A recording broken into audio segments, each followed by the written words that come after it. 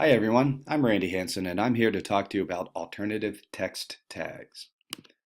First question would be, what are alternative text tags?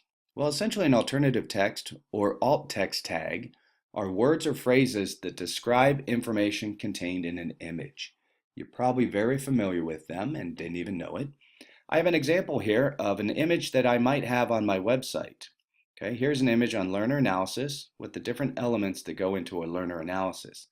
The alt text tag would be when you hover over an image, a text box pops up, similar to looking to this one, that describes the content of the image itself.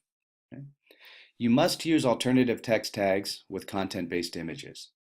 You do not have to use these types of tags with any kind of decorative or visually appealing image specifically used just to add that appeal to your website.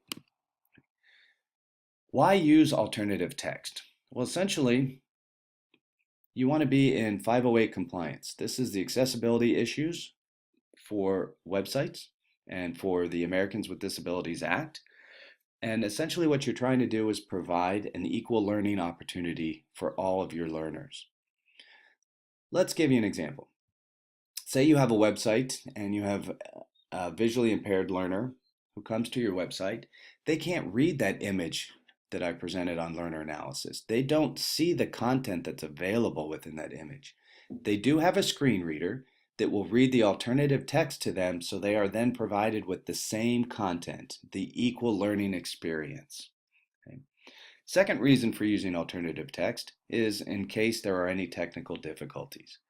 We've all had experiences where images don't load on our website, and in that case, a person would be able to read the alternative text and still get the content and still get the intent of the image.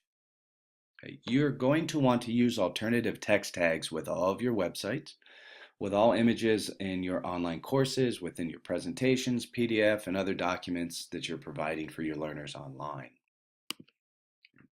A few tips for your alternative text. First of all, you might be asking yourself, how long can my alternative text tags be? Well, although there is no set limit, you want to think concise. You want to think compact. Try to explain as much content and detail as possible about the image using as few words as possible. What I try and do is always put myself in the place of that visually impaired learner. What is it about that image you would want to know? That's the information that I provide in my alternative text. Okay, second tip, do not keyword stuff. What that means is do not fill alternative text with keywords so that a search engine optimization, a search engine such as Google, will go through the alternative text tags, identify those keywords, thus returning your website with greater visibility as higher in the search results because it thinks that's what the content is about. Although not illegal, it's highly frowned upon. So how do you insert alt text? Well, here's a quick example of inserting alt text.